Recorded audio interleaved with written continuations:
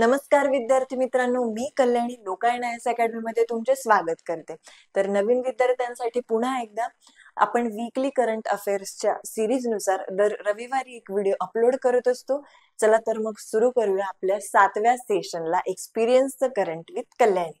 तर मित्रांनो, आज आपण बघणार आहोत ऑपरेशन शोध आणि ऑपरेशन मुस्कान बद्दलची माहिती। तर ह्याच्यामध्ये लहान मुलं किंवा महिला ज्या बेपत्ता झालेल्या असतात त्यांची शोध मोहीम या ऑपरेशनच्या अंतर्गत येते, त्याच्याबद्दलची माहिती आपण बघणार आहोत। बरोबर, तर ऑपरेशन मुस्कान आणि ऑपरेशन शोध ही राज्यात बेपत्ता झालेल्या मुलांना शोधण्यासाठी पोलिसांच्याकडून राबवली जातात। ऑपरेशन मुस्कान बद्दल आपण सगळ्यात आधी बघूया। ऑपरेशन मुस्कान काय आहे, तर 18 वर्षांखाली बेपत्ता किंवा हरवलेले जे मुलं मुली आहेत त्यांना शोधून काढणे हे ऑपरेशन मुस्कानच्या अंतर्गत येतं। ऑपरेशन मुस्कान कोणाकडून राबवलं गेलेलं आहे, तर हे केंद्र सरकारच्या अंतर्गत येतं, केंद्र सरकारकडून राबवलं गेलेलं आहे। केंद्रीय गृह मंत्रालयाद्वारे देशभरात राबवली गेली आहे ही योजना। तर शोध क्षेत्र कुठे कुठे शोध घेतले जातं, रेल्वे बस स्थानके। बऱ्याचदा काय होतं की लहान मुलं किंवा मुली घरामध्ये त्यांचे काही भांडणं झाले, वाद झाले, सध्या फार सगळेच जनरेशनच सध्याची फार सेन्सिटिव्ह झाली, तर त्याच्यामुळे घरामध्ये काही वाद झाले, भांडण झाले, तर ही मुलं घरातून पळून जातात। तर मग यांना शोधणार कुठे, तर रेल्वे बस स्थानक इथे जर ते एखादं मूल घरातून निघून गेलेलं हरवलेलं सापडलं तर त्याला त्याच्या पॅरेंट्स पर्यंत परत पोहोचवण्याचं काम पोलीस करतात। ते ऑपरेशन मुस्कान अंतर्गत त्या मुलाचा शोध घेतला जातो। त्याच्यानंतर धार्मिक स्थळे, कधी कधी ते मंदिर किंवा एखाद्या धार्मिक स्थळाच्या तिथे सापडतात, रुग्णालय, काही आरोग्याशी रिलेटेड इश्यू असला तर रुग्णालयात सापडतील। सार्वजनिक ठिकाणी भीक मागणारे, काम करणारे बालक कोणीतरी त्यांच्याकडून जबरदस्तीने भीक मागून घेत असत, तर अशा वेळेस अशा ठिकाणी जर पोलिसांना सापडलं की ते एखादं मूल तिथे भीक मागतंय, तर पोलीस काय करतील, तिथून त्याला घेतील आणि सुरक्षितपणे त्याच्या घरी पोहोचवतील। तर ह्या योजनेमध्ये किंवा या ऑपरेशन मध्ये सहकार्य पोलिसांना कोणाकोणाकडून मिळतं, पोलीस एकटेच नसतात त्याच्यात। तर सहकार्य मिळतं अनैतिक मानवी वाहतूक प्रतिबंधक कक्ष यांच्याकडून त्यांना सहकार्य मिळतं। बरं, अनैतिक मानवी वाहतूक प्रतिबंधक कक्ष काय करतात की जे गैरव्यापार चालतात, मुलांची तस्करी केली जाते, लहान मुलांची, त्यांच्याबद्दल मदत करण्याचं काम हे कक्ष करतं। त्याच्यानंतर बाल कल्याण समिती ही लहान मुलांच्या कल्याणासाठी काम करते ही समिती। ह्याच्यामध्ये काय होतं की जे मुलं सापडले आहेत तर त्यांचं व्यवस्थित त्यांचं काउन्सिलिंग करून किंवा त्यांच्या कल्याणासाठी ही समिती आहे ही मदत करते। जिल्हा बाल सुरक्षा कक्ष, तर या 3 समित्या आहेत किंवा हे 3 विभाग आहेत जे मदत करतात ऑपरेशन मुस्कान मध्ये। ऑपरेशन शोध, तर ऑपरेशन शोध काय आहे की 18 वर्षांवरील बेपत्ता महिला आणि मुलींना शोधणे। ऑपरेशन मुस्कान होतं लहान मुलींना शोधण्यासाठी आणि ऑपरेशन शोध आहे की ज्या मोठ्या महिला आहे 18 वर्षांवरील पुढील महिला त्यांना शोधण्यासाठी। ऑपरेशन मुस्कान मुलं आणि मुली दोघांनाही शोधण्याचं काम करतं आणि ऑपरेशन शोध फक्त 18 वर्षांवरील मोठ्या ज्या महिला आहेत त्यांना शोधण्याचं काम करतं, ज्या बेपत्ता झालेल्या आहेत।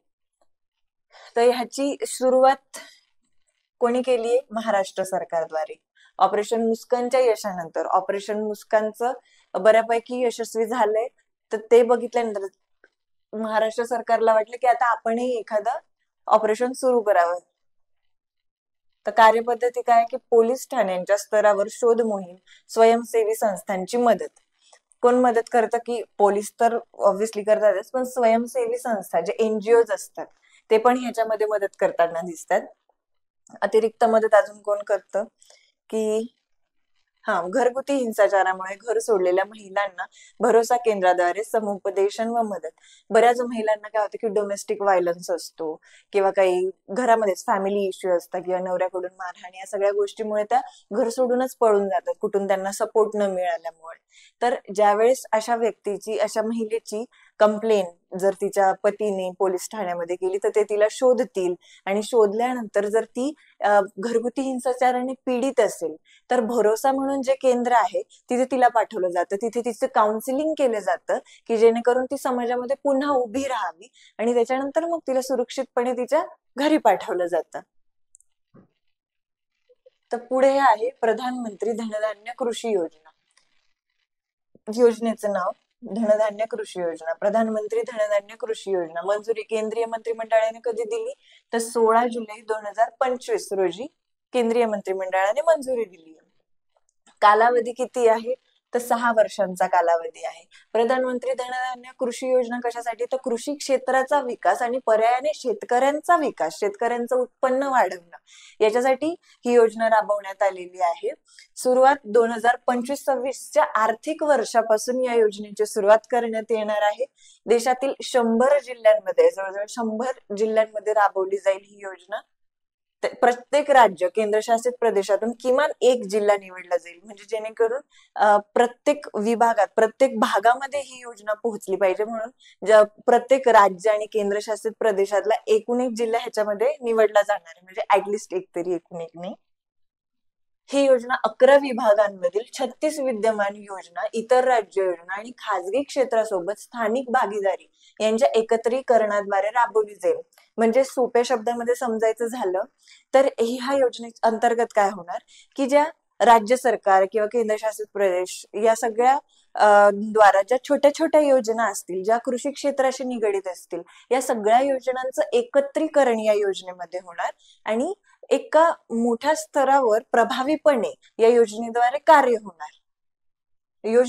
योजनेवर दरवर्षी सुमारे 24,000 कोटी रुपयांचा खर्च अपेक्षित आहे. प्रत्येक धनधान्य जिल्ह्यातील योजनेच्या प्रगतीचे दरमहा डॅशद्वारे 117 प्रमुख कामगिरी निर्देशकांवर निरीक्षण केले जाईल. नीती आयोग जे आहे हे जिल्हा योजनांचा आढावा आणि मार्गदर्शन देखील करेल. देखरेख कोण करणार आहे, आढावा कोण घेणार आहे, तर नीती आयोग घेणार आहे. ही योजना 2025-26च्या अर्थसंकल्पातील 100 जिल्ह्यांच्या विकासाच्या घोषणेनुसार सुरू होत आहे. किती जिल्हे? 100 जिल्हे. आर्थिक वर्ष कोणतं आहे? 25-26 आहे. आणि योजनेचं नाव काय होतं? प्रधानमंत्री धनधान्य कृषी योजना. किती वर्षांसाठी होती? 6 वर्षांसाठी होती. ठीक आहे, हे मेन ठळक मुद्दे जरी तुम्ही लक्षात ठेवले तरी इनफ आहे. पुढे जाऊयात. याक्तेन गाव हे सध्या फार चर्चेत आहे, कारण हे भारतातलं पहिलं डिजिटल नोमॅड गाव म्हणून घोषित केलेलं आहे. कुठे आहे याक्तेन गाव? तर सिक्कीम मध्ये आहे. सिक्कीम राज्यामध्ये याक्तेन गाव आहे. हे आहे भारतातील पहिलं डिजिटल नोमॅड गाव. तर डिजिटल नोमॅड म्हणजे काय? तर असे व्यक्ती की ज्यांना इंटरनेट आणि संगणक जर असेल त्यांच्याकडे, तर ते कुठूनही काम करू शकतात. त्यांना काम करण्यासाठी स्पेसिफिक ठिकाणी, ऑफिसमध्ये कुठेही जायची गरज नाही. त्यांना फक्त संगणक आणि इंटरनेट असलं की ते तिथे काम करू शकतात. तर अशांना नोमॅड म्हणलं जातं. आणि याक्तेन गाव हे पहिलं डिजिटल नोमॅड गाव म्हणून आहे. कुठे आहे? तर सिक्कीम मधील पाकयोंग या जिल्ह्यामध्ये हे गाव आहे. याचा उद्देश तोच, दूरस्थपणे काम करणाऱ्या डिजिटल नोमॅड्सना आकर्षित करणे आणि त्यांना आवश्यक सुविधा पुरवणे आहे. म्हणजे जगभरामध्ये जिथे पण कुठे असे जे नोमॅड्स काम करत असतील इंटरनेटवर आणि संगणकाच्या आधारे घरी बसून किंवा कुठूनही एका ठिकाणी बसून काम करत असतील, त्यांना कुठे ऑफिसला जायची गरज नाही, या सगळ्यांना अट्रॅक्ट करायचं या याक्तेन गावामध्ये, त्यांना इंटरनेट सुविधा पुरवायची. त्याच्यानंतर तिथे त्यांनी स्थानिक ठिकाणी जे घर वगैरे आहेत तिथे लोकल्सचे जे घर आहेत ते सुद्धा अवेलेबल करून दिलेले आहे. म्हणजे निसर्गरम्य वातावरणात शांततेत ते त्यांचं काम करू शकतील. अशा पद्धतीने त्यांनी हे एक जागतिक स्तरावर डिजिटल नोमॅड गाव विकसित करण्याचा सिक्कीमने प्रयत्न केलेला आहे. पुढे बघूयात की वैशिष्ट्य काय आहे. तर उच्च गती इंटरनेट. उच्च गती इंटरनेट ऑब्व्हियसली लागेल ह्याच्यामध्ये, कारण डिजिटल नोमॅड आहे म्हणून. 2 इंटरनेट लाईन्स आणि संपूर्ण गावात वायफाय सुविधा दिलेली आहे. पर्यावरण पूरक होमस्टे आहेत. स्थानिक कुटुंबांद्वारे चालवले जाणारे वायफाय, गरम पाणी आणि पॉवर बॅकअप सुविधा असलेले होमस्टे आहेत. म्हणजे स्थानिक लोकांचे जे होमस्टे आहेत, मी तुम्हाला बोलली की त्याच्यामध्ये काय वायफाय, गरम पाणी, पॉवर बॅकअप हे सगळ्या प्रकारच्या सुविधा तिथे अवेलेबल असणार आहे. म्हणजे तुम्हाला जसं की तुम्ही घरूनच काम करताय असं वाटेल. सहयोगी कार्यस्थळे, कोवर्किंग स्पेसेस, कामासाठी सोयीस्कर जागा, नैसर्गिक सौंदर्य, कांचनजंगा पर्वताचे विहंगम दृश्य, हिरवीगार जंगले आणि शांत वातावरण, म्हणजे नैसर्गिक सौंदर्य तिथे लाभेल. उपक्रम नोमॅड सिक्कीम या उपक्रमांतर्गत हे गाव विकसित करण्यात आलेले आहे. कोणता उपक्रम आहे? नोमॅड सिक्कीम. याच्या अंतर्गत हे नोमॅड गाव याक्तेन गाव विकसित करण्यात आलेलं आहे. पुढे बघूया. सोनाली मिश्रा यांची रेल्वे संरक्षण दलाच्या पहिल्या महिला महासंचालक म्हणून नियुक्ती. ते आरपीएफच्या पहिल्या डीजी आहे, पहिल्या महिला डीजी कोण? सोनाली मिश्रा. हे लक्षात ठेवा. सध्याचं पद त्या आयपीएस आहे, वरिष्ठ आयपीएस अधिकारी. पदभार सध्याचे महासंचालक मनोज यादव यांच्याकडून 31 जुलै 2025 रोजी त्या पदभार स्वीकारतील. 31 जुलैला. कार्यकाळ ऑक्टोबर 2026 पर्यंत त्या या पदावर कार्यरत राहतील. मंजुरी केंद्रीय मंत्रिमंडळाच्या नियुक्ती समितीने या नियुक्तीला मंजुरी दिलेली आहे. मुख्य मुद्दे: सोनाली मिश्रा आरपीएफच्या पहिल्या महिला डीजी आहेत. ठीक आहे, लक्षात ठेवा. कोणाकडून आणि पदभार स्वीकारतात त्या? मनोज यादव यांच्याकडून. भारतातील पहिले ग्रीनफील्ड स्मार्ट औद्योगिक शहर, हे शहर पूर्णपणे नव्याने विकसित केले जात आहे. तर भारतातील पहिले ग्रीनफील्ड स्मार्ट औद्योगिक शहर कोणते आहे? तर धोलरा, गुजरातमध्ये आहे हे शहर. हे विकसित केलं जात आहे. तर ग्रीनफील्ड म्हणजे काय की तिथे आधी काहीच नव्हतं, ते पूर्णपणे नव्याने विकसित केलं आहे. तिथे ना कोणी निवासी होतं, ना तिथे कोणता उद्योग होता, ना काय होता. आता हे कम्प्लीट प्लॅन सिटी जे आपण म्हणतो ना, त्या पद्धतीने या शहराचं पूर्ण कामकाज होणार आहे. तर स्थान कुठे? गुजरात राज्यात दिल्ली मुंबई औद्योगिक कॉरिडॉरचा हा भाग आहे. नाव काय आहे औद्योगिक शहराचं? धोलरा. क्षेत्रफळ सुमारे 920 चौरस किलोमीटर आहे. उद्देश जागतिक दर्जाच्या औद्योगिक आणि निवासी केंद्र निर्माण करणे, म्हणजे जागतिक दर्जावर, जागतिक स्तरावर इंडस्ट्रीच्या दृष्टीने सुद्धा आणि म्हणजे निवास करण्याच्या दृष्टीने सुद्धा हे केंद्र बनावं, असा उद्देश आहे धोलरा शहराचा. मुख्य वैशिष्ट्य काय आहे? तर आधुनिक पायाभूत सुविधा. आता प्लॅन सिटी करताय कम्प्लिटली, तर आधुनिक पायाभूत सुविधा लागेलच. त्याच्यामध्ये उत्तम रस्ते, पाणी, वीज, गटार व्यवस्था, या सगळ्याच गोष्टी येतात पायाभूत सुविधांमध्ये. उत्कृष्ट कनेक्टिव्हिटी म्हणजे दळणवळणाची साधनं, हे एक उत्कृष्ट पद्धतीने कनेक्टिव्हिटी प्रदान करेल. अहमदाबाद धोलेरा एक्सप्रेस वे आंतरराष्ट्रीय विमानतळ प्रस्तावाधीन आहे, अजून आले नाही, पण प्रस्ताव पण मांडलेला आहे की त्या आंतरराष्ट्रीय विमानतळ बनवायचं. आणि भविष्यामध्ये मेट्रो सुद्धा त्या शहरामध्ये दिली जाईल. स्मार्ट सिटी तंत्रज्ञान, पर्यावरण पूरक आणि कार्यक्षम व्यवस्थापनावर भर दिला जाईल. मोठी गुंतवणूक. टाटा इलेक्ट्रॉनिक्सने 91,000 कोटी रुपयांची सेमी कंडक्टर युनिट येथे स्थापन करण्याची घोषणा केली आहे. कोणी? टाटा इलेक्ट्रॉनिक्सने सेमी कंडक्टरचं युनिट कुठे? धोलेरा गावामध्ये. ठीक आहे, पुढे जाऊयात. तर पहिला खेलो इंडिया जल क्रीडा महोत्सव. पहिला खेलो इंडिया जल क्रीडा महोत्सव श्रीनगर दल सरोवर येथे आयोजित करण्यात आला आहे. पहिला खेलो इंडिया जल क्रीडा महोत्सव आहे. लक्षात ठेवा, प्रश्न येण्याची शक्यता आहे, कारण भारतातला पहिलाच जल क्रीडा महोत्सव आहे हा. कुठे आहे जागा? आपल्याला लक्षात पाहिजे, श्रीनगर दाल सरोवर. तिथलं दाल सरोवर कसं जरा संत आहे, सुंदर तर आहेच, पण संत आहे, शांत आहे, तर त्याच्यामुळे तिथे क्रीडा स्पर्धा घेणं योग्यशीर, किफायतशीर पडेल. कधी आहे? तर 21 ते 23 ऑगस्ट 2025 मध्ये घेतलं जाणार आहे. उद्देश काय? तर भारतातील ज्या जलक्रीडा आहेत त्यांना प्रोत्साहन दिलं जाईल आणि युवा प्रतिभेला व्यासपीठ उपलब्ध करून दिलं जाईल. उद्घाटन कोणी केलंय? तर केंद्रीय युवा व्यवहार आणि क्रीडा मंत्री डॉक्टर मनसुख मांडविया यांनी घोषणा केलेली आहे. अपेक्षित सहभाग कोणाचा? देशभरातील 36 राज्य आणि केंद्रशासित प्रदेशांमधून 400हून अधिक खेळाडू याच्यामध्ये येण्याची शक्यता आहे. तर काय काय खेळाचे प्रकार असणार आहे?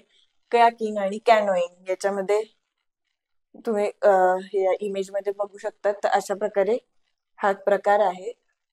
पुढे आहे रोईंग, की एका छोट्या बोटवर बरेच जण, छोट्या नाही मोठ्या बोटवर बरेच एक ग्रुपने बसणार आणि ते वल्हवत पुढे नेणार स्पीड मध्ये. केरळमध्ये पण आपण असा प्रकार बघतो, पण ते थोडं जरा जास्त मोठं असतं. वॉटर स्कीइंग, मोटर बोटने असं त्या वॉटरवर स्कीइंग करणं. शिकारा रेस, जे काश्मीर मधले पारंपरिक शिकारा बोट आहे, तर ह्या बोटींची पण रेस तिथे घेतली जाणार आहे, जे तिथल्या संस्कृतीचं दर्शक ठरेल. ड्रॅगन बोट रेस, ती पण अशाच प्रकारची आहे. हा, तर पुढे बघूया की 2025 मध्ये नरेंद्र मोदी यांना मिळालेले पुरस्कार. तसं त्यांना बरेच पुरस्कार मिळालेले आहेत विविध देशांकडून. मागच्या सेशन मध्येच आपण बोललेलो की पुढच्या सेशन मध्ये आपण कव्हर करूयात, पण आता एवढे सगळे कव्हर करण्यापेक्षा आपण 2025चे त्यांना मुख्य कोणते कोणते मिळालेले ते बघूया. ठीक आहे, बार्बाडोस या देशाकडून त्यांना कोणता मिळालेला आहे? Order of freedom. 6 मार्च 2025 ला त्यांना मिळालेला आहे बार्बाडोस कडून. कोणता? Order of freedom. मॉरिशस कडून कोणता मिळालाय? Grand commander of the order of the star and key of the Indian Ocean. Mauritius कडून key of the Indian ocean. हा पण दोघं पण मार्च मध्येच मिळालेत त्यांना. श्रीलंका मित्रभूषण. लक्षात ठेवणं सोपं आहे कारण श्रीलंकेच्या नावावरूनच दिलेलं आहे श्रीलंका मित्रभूषण. 5 एप्रिलला देण्यात आलंय. Cyprus grand cross of the order of Makarios 16 जूनला. त्याच्यानंतर घाना या देशाकडून कोणता मिळालाय? घानाचा ऑर्डर ऑफ द स्टार जुलैमध्ये मिळालाय याच महिन्यात. त्रिनिदाद अँड टोबॅगो यांच्याकडून order of the republic of Trinidad and Tobago. ह्याच्या पण नावामध्येच, पुरस्काराच्या नावामध्येच देशाचं नाव आहे, त्याच्यामुळे हा आणि श्रीलंकेचं लक्षात ठेवणं सोपं आहे. मॉरिशस साठी इंडियन ओशनचं जरी तुम्ही लक्षात ठेवलं, जवळच आहे मॉरिशस आपल्या, तर त्याच्यामुळे मॉरिशसचा पण लक्षात राहू शकतो. घानाचा ऑर्डर ऑफ द स्टार आहे. पुढे ब्राझीलचा आहे grand collar of the national order of the south cross. 8 जुलैला मिळाला आहे. पण Namibia order of the most ancient Welwitschia mirabilis. हे एक झाड आहे नामिबिया मधलं, प्रसिद्ध आहे, ज्याला फक्त 2च पानं येतात. त्याच्यावरून त्यांच्या झेंड्यावर सुद्धा त्या झाडाचं हे आहे, चित्र आहे. तर त्याच्यावरूनच त्यांनी या पुरस्काराचं नाव ठेवलंय नामिबिया देशातलं. तर या नावावरून हा नामिबिया देशाचा पुरस्कार आहे, हे पण लक्षात राहील. ते एवढे पुरस्कार त्यांना 25 मध्ये मिळाले होते. ते नजर जरी एकदा टाकली त्याच्यावर तरी कुठेतरी वाचल्यासारखे तरी वाटतील. शेवटी सांगायचं झालं तर मध्ये बघूया की अमेरिका देशाची एनव्हिडिया ही जी कंपनी आहे, जी AI मध्ये सक्रिय आहे, फार त्या कंपनीने $4 ट्रिलियन बाजार मूल्यापर्यंत पोहोचणारी ही जगातील पहिली कंपनी ठरली आहे. कोणती कंपनी? एनव्हिडिया ही $4 ट्रिलियन बाजार मूल्यापर्यंत पोहोचणारी जगातील पहिली कंपनी ठरली आहे. क्रूज भारत मिशन मध्ये सामील होणारे पहिले भारतीय राज्य गुजरात ठरले आहे. कोणतं मिशन? Cruise Bharat mission. याच्यामध्ये सामील होणारं पहिलं भारतीय राज्य कोणतं आहे? तर गुजरात आहे. मानव आणि हत्ती यांच्यातील संघर्ष कमी करण्यासाठी आसाम सरकारने गजमित्र नावाचा उपक्रम सुरू केला आहे. आसाममध्ये बऱ्यापैकी जंगल आहे आणि हत्तींची संख्या जास्त आहे, पण त्याच वेळेस मानव वसाहती पण आहे. तर मग बऱ्याचदा काय होतं की मानव आणि हत्ती हे आमने सामने आल्यानंतर त्यांच्याबरोबर कायम संघर्ष होतो. तर त्याच्यामुळे गजमित्र नावाचा उपक्रम सुरू केलाय, जेणेकरून हत्ती त्यांचं आयुष्य नीट जगू शकतील आणि सगळे माणसंही. पुढे बघूयात, जसप्रीत बुमराहने जी टेस्ट मॅच चालली आहे त्याच्यामध्ये परदेशात सगळ्यात 13 वेळा, टोटल 15 वेळा 5 विकेट घेणारा भारतीय गोलंदाज ठरला आहे तो. पुढे बघूया, विम्बल्डन 2025च्या पुरुष एकेरीच्या अंतिम सामन्यात इटलीच्या यानिक सिन्नरने स्पेनच्या कार्लोस अल्कराइजचा पराभव केला. कोणी? यानिक सिन्नरने. कुठला आहे हा? इटलीचा. तर जिंकला कोण? यानिक सिन्नरच. विम्बल्डन काय आहे? तर विम्बल्डन ही जागतिक स्तरावरील खूप प्रतिष्ठित अशी टेनिसची स्पर्धा आहे. जे टेनिसच्या 4 ग्रँड स्लॅम स्पर्धा आहेत ना, प्रकार आहेत, त्याच्यातला विम्बल्डन हा एक प्रकार आहे. लंडन शहरामध्ये विम्बल्डन नावाचं एक उपनगर आहे, तिथे ही स्पर्धा घेतली जाते. प्रत्येक जो टेनिसपटू आहे त्याच्या आयुष्यात ते विम्बल्डन जिंकणं हे त्याचं खूप मोठं स्वप्न असतं आणि हे खूप महत्वाचं स्पर्धा आहे विम्बल्डन. तर ती कोणी जिंकली? 2025 ची पुरुषांमध्ये एकेरीच्या अंतिम सामन्यात यानिक सिन्नर, इटलीचा. Jannik Sinner Wimbledon grand slam tennis स्पर्धेचे विजेतेपद जिंकणारा इटली देशाचा पहिलाच टेनिसपटू ठरला आहे.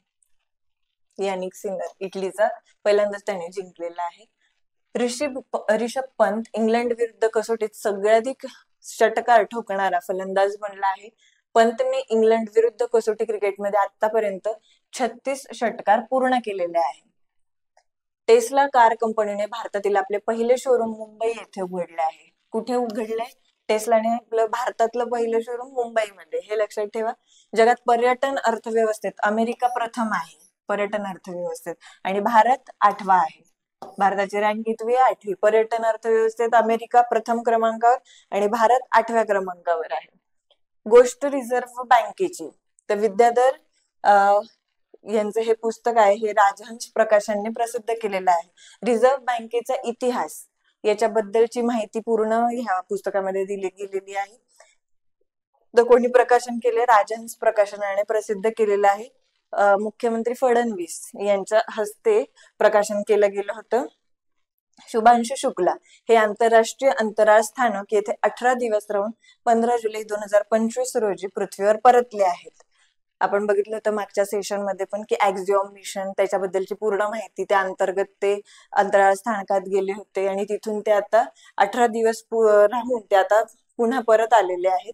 ही भारतासाठी एक ऐतिहासिक आणि अभिमानास्पद घटना आहेत. तर या सेशन मध्ये इतकंच. भेटूया पुढच्या सेशन मध्ये. तोपर्यंत जर व्हिडिओ आवडला असेल तर त्याला लाईक करा, चॅनलला सबस्क्राईब करा आणि व्हिडिओ शेअर करा, कमेंट नक्की करा. धन्यवाद.